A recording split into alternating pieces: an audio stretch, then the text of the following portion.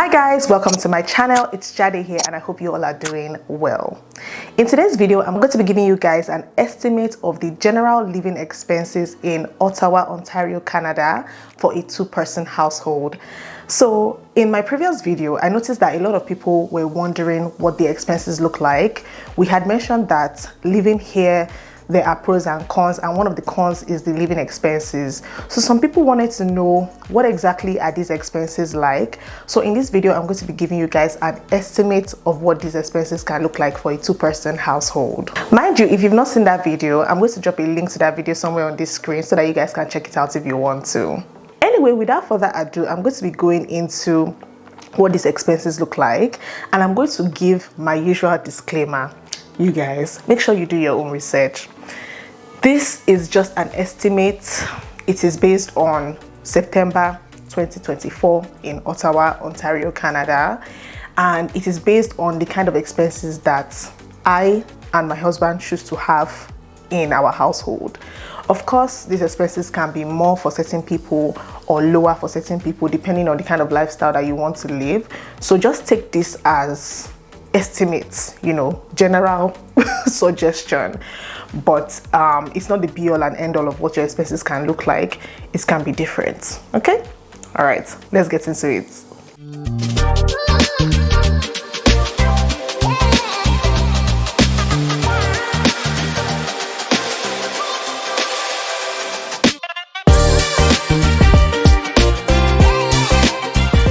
Okay, so I'm gonna put the expenses somewhere on the screen. I don't know if it's going to be this side or this side. It's depending on which area I think has more space on my screen.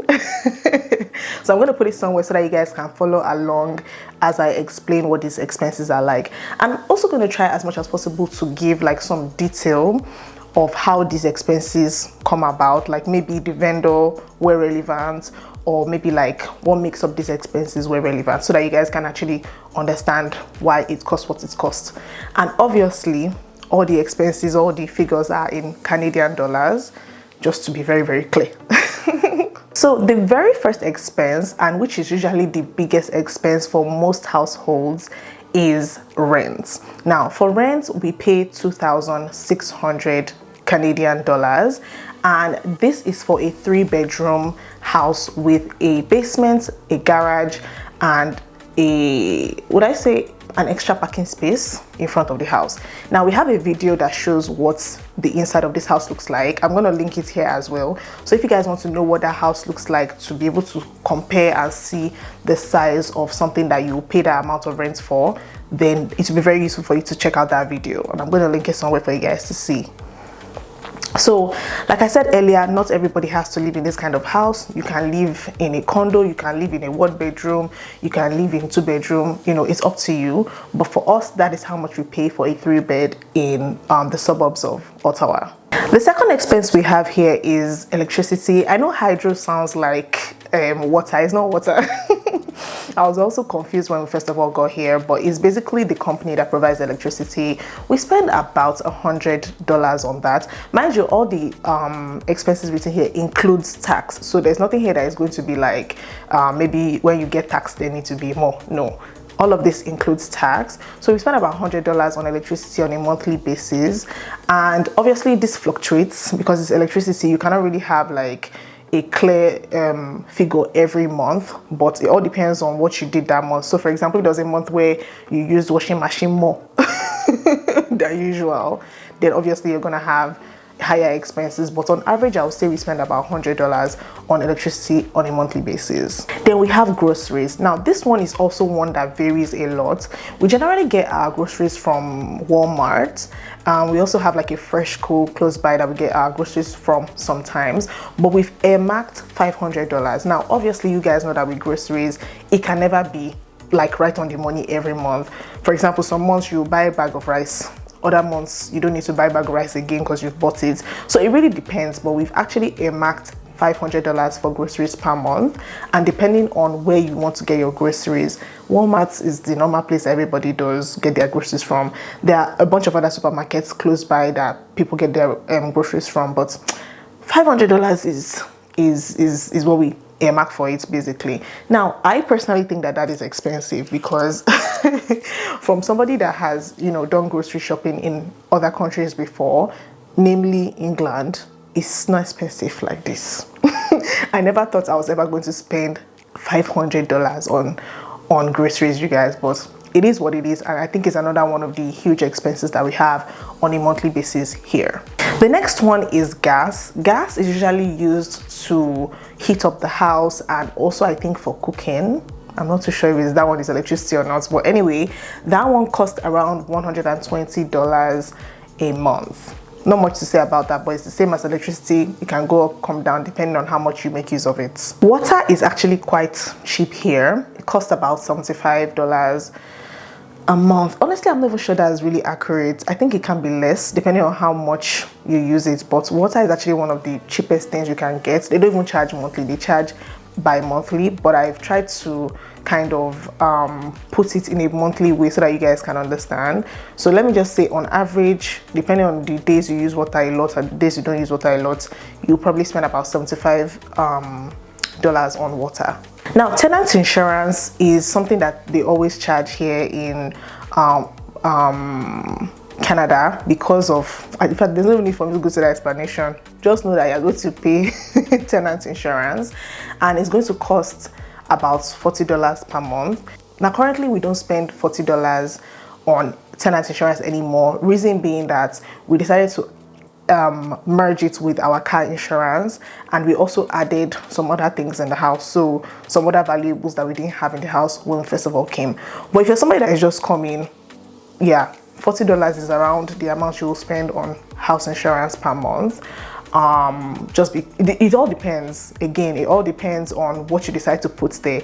If you say that you have like a lot of valuables and all of that, it's likely to increase. If you don't have anything, you are just talking about your clothes, your shoes and your bags, you know, regular things, then it will be less. But I'll just say on average, you're going to spend about $40 on tenant insurance monthly. Now, transportation is another very funny one, and this is because it depends very highly on how you decide to move about as an individual. You know, if you decide to use Ubers a lot, it will go up. If you decide to use buses, obviously to reduce that kind of thing, but I think you can just earmark about 400. Mind you, don't forget, you guys, this is for a 2-person household. So if it's an individual, you can just divide all these figures by 2. For me personally, I would say $200 as an individual, but if I'm combining both of us, I would say $400. Now, this is very different from when you have a car, and I decided not to use the one of when you have a car because it will be too variable. And I'm imagining that if you're coming here newly and you want to have an idea of expenses of transportation, you're probably not going to come and buy a car immediately. I don't know, maybe you will. But just to give you like an estimate of expenses if you're coming here as an individual, or you and your husband, or you and your wife or spouse or whatever. Now, you also need to consider that you might be working physically Monday to Friday. If you get a job where you are working physically from Monday to Friday, these expenses might also be different because we work primarily remotely, where we are in the office maybe a maximum of 1 or 2 times in a week. Very rarely are we going to the office. So if you're somebody that you're going to the office Monday to Friday, your expenses may look very different from this. But I'll just say 400 to 500, depending on how you decide to spread your expenses on transportation, is a good estimate of how much you're going to spend monthly. Now, finally, here I have the mobile phone bill. Now, as you guys know, with many countries, there are several providers that you can make use of. Individually, we spend about $51 on our mobile phone bill. This covers usually free phone calls. Is it free phone calls? Yeah, I think free phone calls, like unlimited minutes, unlimited text messages. But the major thing that I would say has some caps is the internet, the data that you have. And that's just because over here, data is not something that people use a lot because most households have Wi-Fi, and that is where you spend most of the money for internet on. And that is the reason why you are unlikely to need so much data. In fact, I think I actually skipped that. I think after water, I think I went straight to tenant insurance. So for internet, we spend about $130 per month, and the provider we use is Bell. You guys, I'm not sponsored by anybody. Shh, I'm not sponsored. But I'm just telling you, in case you're coming and you're thinking, oh, what this thing should I use? And it all depends on what is available in that area or what network is better in that area. But we currently use Bell, and it costs around $130 per month. So in total, if I am correct, I used Excel sheets, so I don't see why it will not be correct. You are going to be spending about three. Guys, just ignore my mouth moving. I was saying absolute nonsense. The total is actually 4,070 Canadian dollars monthly for your general monthly living expenses in Ottawa, Ontario, Canada.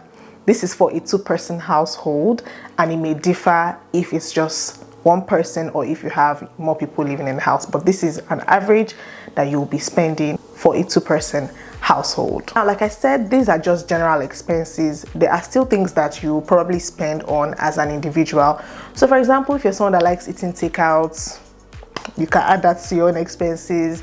If you're somebody that likes to do like personal grooming, like maybe you need to do your hair, you need to cut your hair, you need to get your nails done, those are other expenses, but I don't consider those ones as essential. It's optional.